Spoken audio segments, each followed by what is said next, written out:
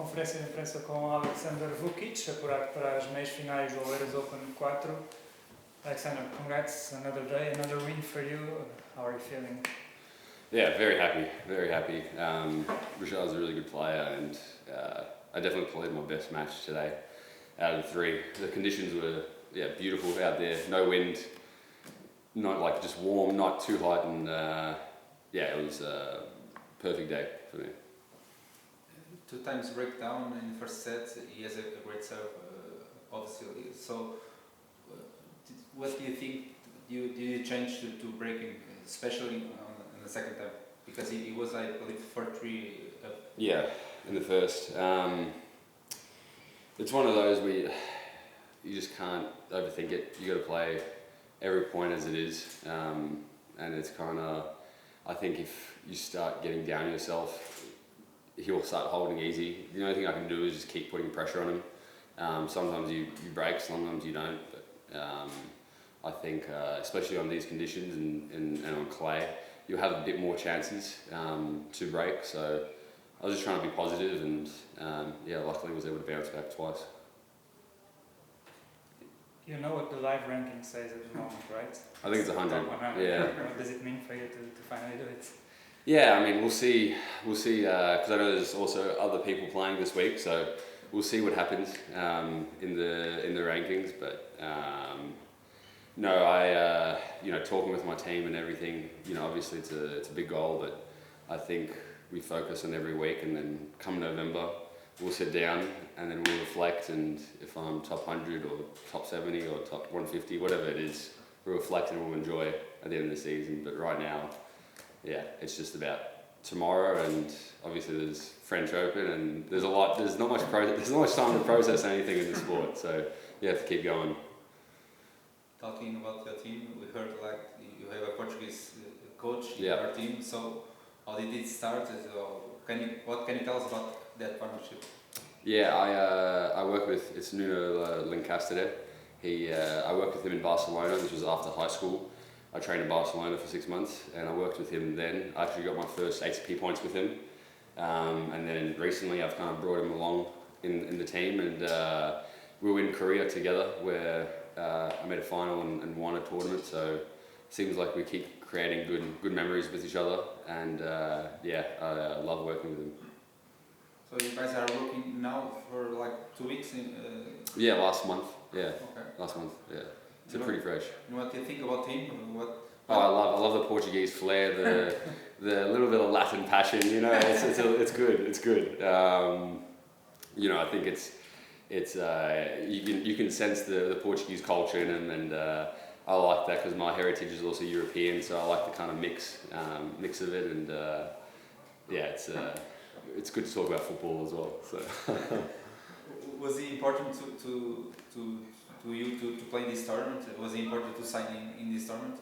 Yeah, for sure. It was definitely a big influence. He knew these conditions, he knew this area, and he thought I would play good here and have a good time here. So, yeah, definitely, it was definitely consulting him, because I made that choice while we were in Korea as well. So, definitely happy I came.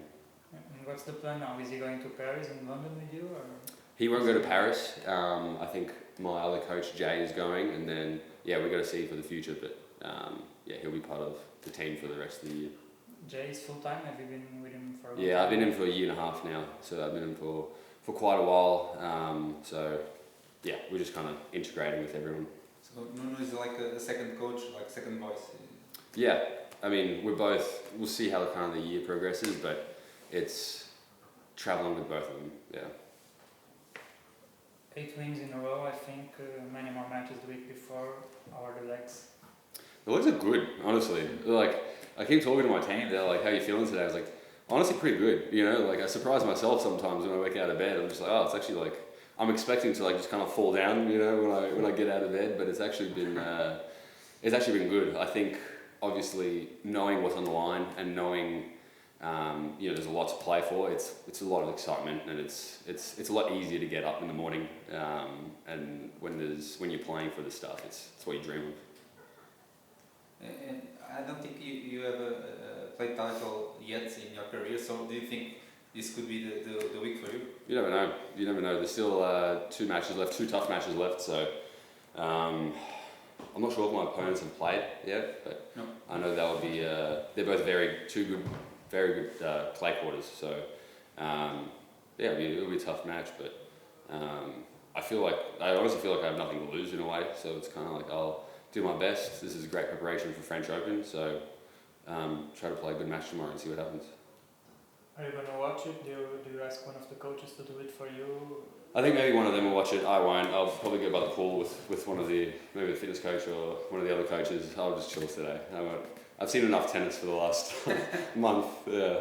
Yeah, and it's still 1 p.m. So even with the recovery and stuff, you have time. Oh, so much. Do you Yeah. take a walk or what do you do in these days? I don't know. I was talking to them. I was like, because I played 2 later matches yesterday, and I was like, oof, this one's early. Like, we have to win today, so we can just chill by the pool and just relax and just do nothing. So I think I'll be just eating and just hydrating by the pool today. So you didn't see the city yet? No, I haven't. Maybe today's a good day to do that. Maybe today. If I have the energy, I'll go. And what changes did you have to make to play on the clay course? Because you grew up on our course, I guess. So what changes do you have to make to play here on the clay course? Yeah, so I'm definitely, I think, more of a hard quarter. But like I said, I trained in Spain for 6 months, so that was basically all clay. So I think that helps a lot, working the Spanish philosophy in a way. And it's different, but at the end of the day, it's tennis. You know, tennis is about playing tennis, figuring out your strengths, figuring out their strengths and weaknesses, and trying to find a way to win. So it doesn't really matter where you're playing. You're still kind of aware of what's going on. Obviously, there's certain shots that work better. There's certain movements that are better for clay versus hard court. But all in all, it's tennis. So I think it's kind of, I feel like I have elements that help me with the clay court as well. I think my forehand's pretty spinny, so it helps with that. But yeah, it's just constantly adjusting, and I feel like I'm getting better each day. We guess we know how tough it is for you guys from Australia, being on the road like 7-8 months per year. So is Barcelona still your kind of second base or European base when you have like 1 week off, 2 week offs? In Europe, where do you stay when you have like 1 week off from competition? Where do you stay? Yeah, so I've been to Barcelona a few times, but I honestly haven't spent like a lengthy period of time in Europe in the calendar for me to kind of do that. Now that I'm working with Nuno, Portugal will definitely be an option in Europe. But as I said, my other coach, Jay, he's Australian, but he lives in Orlando, and I spend a lot of time in the US, and because I also went to college over there, so I'll go back to my college coach, and I do spend a lot of time in the US, and when I'm kind of not there, yeah, I'll probably spend some more time with Nuno in Portugal, so really get to know the culture. Yeah. So welcome. Yeah, thank you. The culture and the food. Yeah, no, it's so good. It's so good. Yeah, I love it. Yeah. Federico, on the other day, said here like in one hand you probably could have a little bit tired because of the title, but in the other hand you have like a easy tennis to play, big forehands, big serve, and with that easy tennis that you have, probably the confidence is more important than the physical part. So I don't know if you agree with that, but it seems like a nice opinion from you. No, about you. Sorry. for sure. I don't think there's ever a moment where you feel.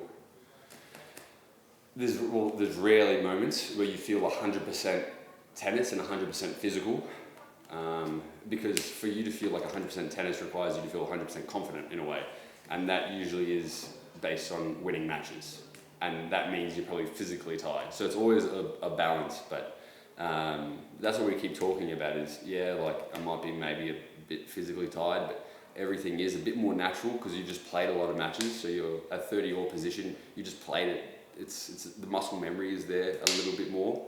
I think it's still tricky because let's say you are tired, you have to again keep pushing yourself because the tennis is there, so you have to keep pushing your body, your mental side that we like to create, to stay present. So you're kind of enforcing other things rather than, okay, I need to play better tennis, and then you start thinking about something else. So but I kind of agree with him. I would rather be in a position where I'd be a little tired, but I'd won a lot of matches, versus the vice versa, where you haven't won a lot of matches, but you're fresh, for sure. Yeah. I would like to ask you one more question. I don't know if it's okay for you. I think you don't mind, but I was a big Ash Party fan. You talk here in your day about men's tennis in Australia, but I would like to hear your opinion about women's tennis in Australia, because it seems like there's a little gap today with Ash Party retirement, of course. How do you see the women's tennis in Australia nowadays? Because you guys have Isla, of course, but she's injured at the moment. But how do you see the moment? I mean, I feel like we've always had good, really good women's tennis players. Like Ash Barty was there, Sam Souza was there before the whole time. You know, a few-time Grand Slam champion, and we've had a history of women's tennis. So I'm sure, like we do in the men, it's kind of like fluctuations. You know, it's rotations. Like it's rarely that you see in sport one nation continually dominating at the top. So I have no doubt that that kind of rotation will come. Maybe you could say maybe the US women, the Russian women maybe, but no, I have no doubt that Australian tennis will keep producing like they always have. Okay. Awesome. Thank you so Thank you much. guys.